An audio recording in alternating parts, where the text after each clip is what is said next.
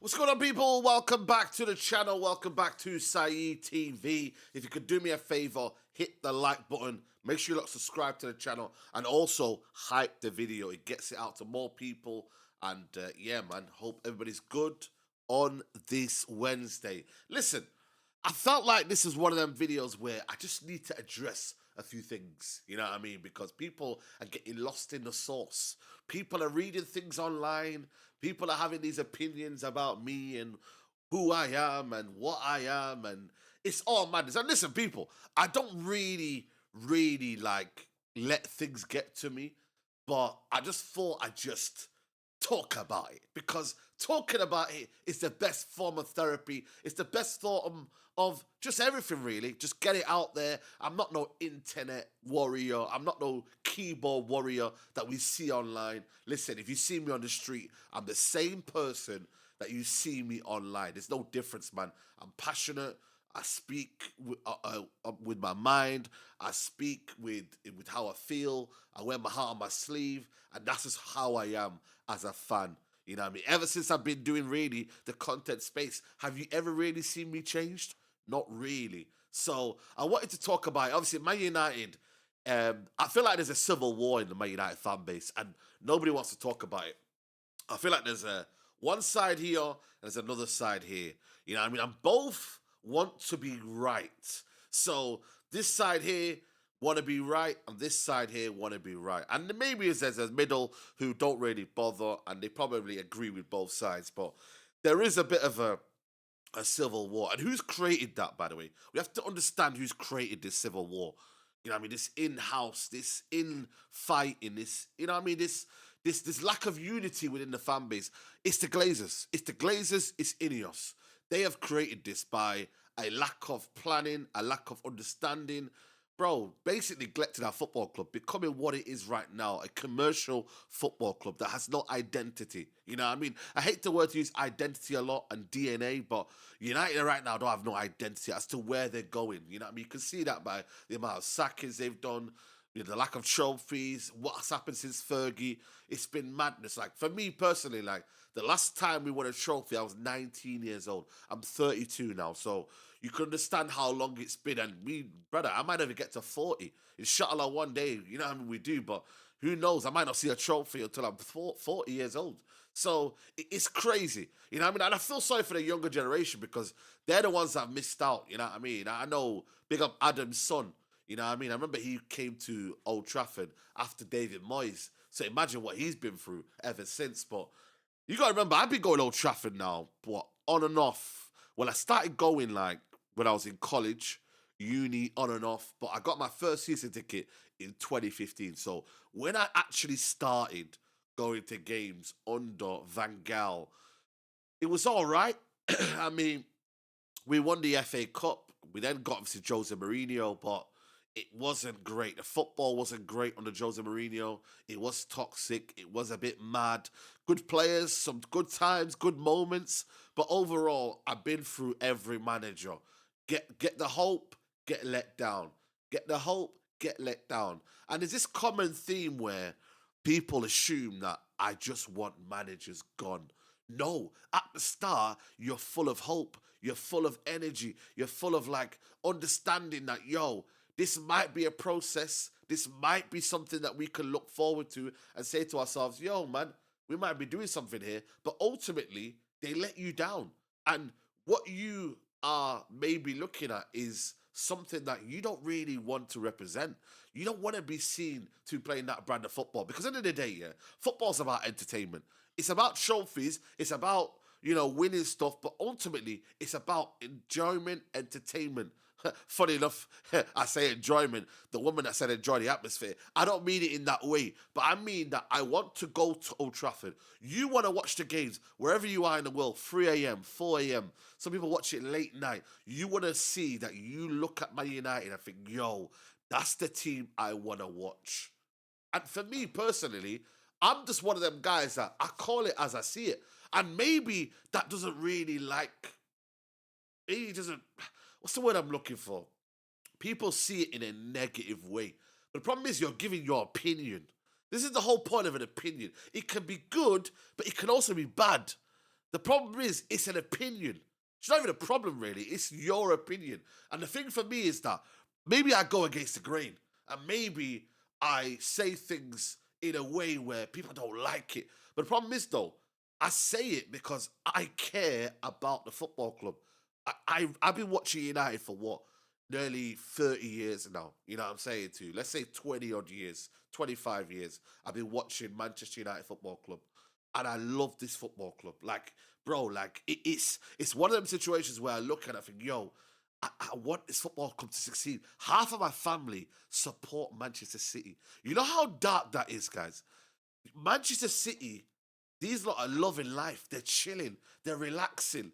They're almost like got their feet up now. They're having their moment. To watch that and see that, absolutely, it's disgusting, bro. And it makes me angry. You got Liverpool down the road, even though they've only won what, 2 Premier Leagues in how long? But again, they've won Champions Leagues in that period. Even in their dark periods here, they've come away with a Champions League, an FA Cup. You know what I mean? And now recently they've won two Premier Leagues. You know what I mean? And if it wasn't for, you know what I mean, the emergence of Arsenal and obviously what's happened with Liverpool this season, who knows? They could have won another one. But again, they're more likely to win that title again next season. Whereas Man United, what's the remit? What is our remit, guys? And what I've noticed as well, yeah, I don't get what the fan base want, because it's like we say trust the process here, but we don't hold the club accountable. So what you're doing is you're allowing or you're trusting the board to figure it out. And this is where I don't get. So this is why for me, I prefer to call things out as I see it. And it's not always manager, manager, manager.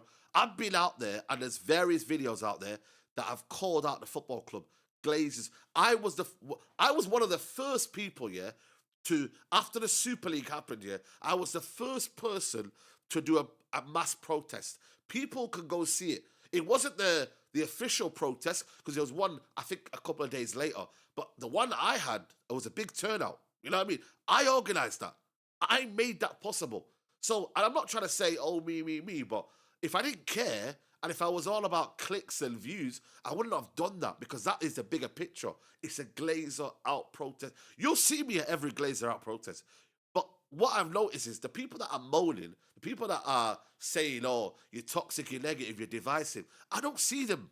I don't see them at no protest. And I get it, logistics wise, you can't get there if you're on the other side of the pond. But if you're not doing something about it, I'm sorry, like, how could you be moaning at someone who is about that? And there is a situation where, yeah, cool, maybe we look at managers too much. And even me personally, for example, I still believe in the ideology of you sack until you get it right. But you also hold the club accountable for getting things wrong at the same time. So, for example, now with Ruben Amorim, right? I'm not gonna lie to you. I don't know why there is a big fans of Ruben Amorim. I understand it. You want long-term vision. You felt like Amorim was building something. You felt like he was getting rid of the bad culture at Man United.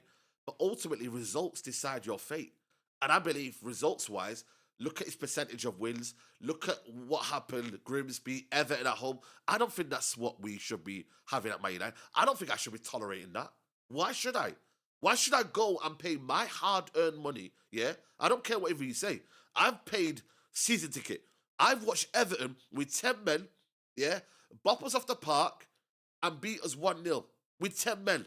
Is that the process? Is that what I should just trust because you guys say it's part of being a fan? No. This is what I don't get about fans, is what being a fan is. Being a fan is a lot of things. It's support, it's loyalty, it's commitment. But it's also critiquing the football club. It's also holding the club to standards. It's also making sure that what's represented out there is a representation of you, the wider fan base, the culture at Man United, every single thing, right? You hold them accountable. Because at the end of the day, you are a fan. You are someone who, again, is part of the football club. So if they disrespect you, they've disrespected everyone. You see what I'm trying to say? This is something that affects people's livelihoods. You know, people they're not the same the next day in work. So this idea that you just accept it and tolerate it, and this is what I mean about being a fan. I don't see myself as a toxic fan. I see myself as a fan who is passionate and calls it out for what it is, right or wrong. You see me giddy. You see me do mad, you know what I mean, videos where I might get a bit too excited. I might get a bit too over the top. That's me being a genuine fan. But there's also me being a genuine fan where I call things out as I see it. And that's what being a football fan is. That's me personally. Whether you disagree with that or not, that's me thinking, yo, at that point there, whether it's harsh, whether it's over the top, I am giving my opinion of what I've saw. And maybe there's a responsibility from me that I've got to make sure we protect our players, we protect Man United in the sense of like, you know, we don't want to be getting on top of them. You know, we don't want to be bringing bad light to Man United. But ultimately, this football club has been failing for the past 13 years. I don't think we could just create positivity for positivity's sake. You can't do that. You can't just dress up the football club and say, right, Man United, we're amazing. Man United, we're brilliant. We're not that. Call it as you see it. And maybe this fan base would have got rid of the Glazers by now. Maybe, just maybe, we would have new owners by now. Why has it taken, 20 odd years and the Glazers still here? Explain to me. Why are the Glazers still here? I don't think that would happen at any other football club. I really don't. And we as a fan base have failed. Whether you like it or not, we as a fan base have failed. And yeah, cool, you can't just get a random billionaire to come and buy the football club and all things can be rosy. But I tell you what, man, I've called for empty seats at the Man United Stadium. We leave at halftime, whatever you want to call it, we leave the stadium. Or, better enough, don't turn up. Look at the AC Milan fans. AC Milan fans, the Ultras, didn't decide to turn up. Imagine now this year, the TRA, the Stretford end, said, you know what, we're not coming today. That whole side is empty. Imagine that. And I think for me, yeah, I'm not saying there are more loyal fan bases, but I always look at the TRA, they go home and away. If them lot leave, that whole section leaves, yeah, the Stretford end leaves, it creates absolute, it sends shockwaves to the Glazers and Ineos ownership that they're not happy.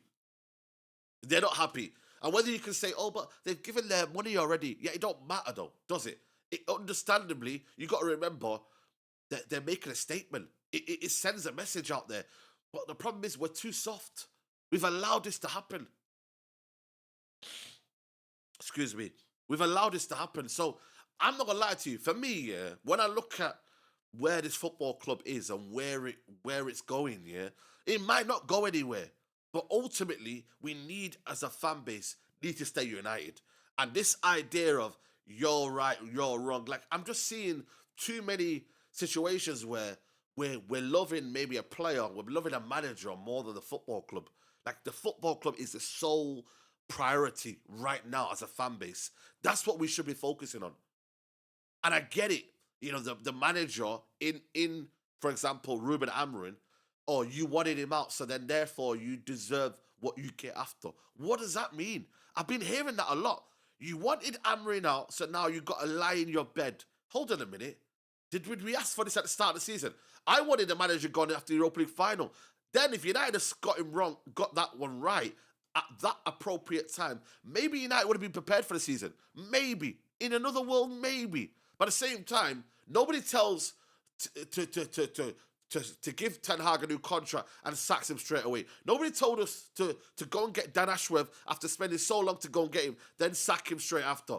Nobody told us to go and get Ruben Amorim, believe in a 3-4-3 system, and then ditch it after 14 months. Nobody told us that we got to neglect the midfield for so long. Nobody told us that, you know, we look at this football club and we've gone into depth. Nobody told us about all of this. No fan creates this. You have to understand this, guys. No fan creates this sort of what we're seeing right now in this football club. No fan.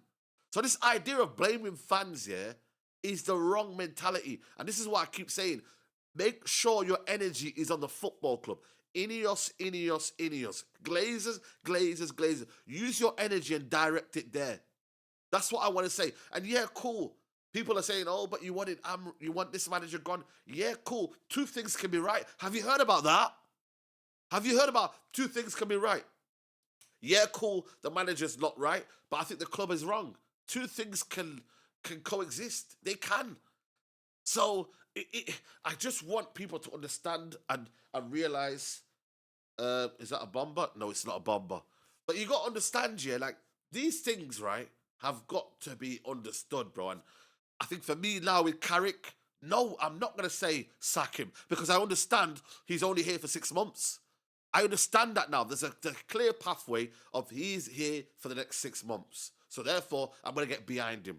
Like I was behind Ruben Amorim. Like I was behind Ten Hag. Like I was behind Mourinho. Like I was do you get the story? I was behind every manager until they showed me there wasn't a reason to get behind him. Simple as that. That's how I work. If you show me progress, you show me what you're about, you show me your philosophy, you show me consistency.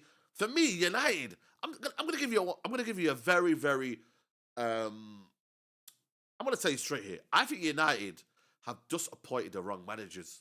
I don't think it's a case of like, we've never sacked the wrong managers. We've just appointed the wrong ones. Simple as that. There's no manager that I could look at and think, yo, you didn't deserve to sack. No. But the thing is though, if you keep doing that, there's a pattern there. I get it. That's why you got to look at the ownership. So that's where I'm at right now. And I think for me, that's where a lot of people have got to understand where we're at right now. This football club, I can't lie to you, bro. It's going to go to a dark place, bro. Sooner or later, man are not going to come to our football club if we don't fix up. This next appointment after Carrick here has got to be key, bro. And then you've got to outline your vision. What's the vision for Man United? Is it top four? Is it getting back into the Europa League? What is it? Then you've got to understand what the ethos of the football club is. Then we've got to have the standards of ourselves. What do we aim for? We can't just be like, oh, but we had better XG than them. Get out of here. All this XG, all this nonsense, bro. This Man United fan base is cooked, bro. The map that we've got to a point now where losing games has become normal. That should never become normal. Shouldn't be that. Oh, but we lost today. Oh yeah, but it's all right. We'll win next. No.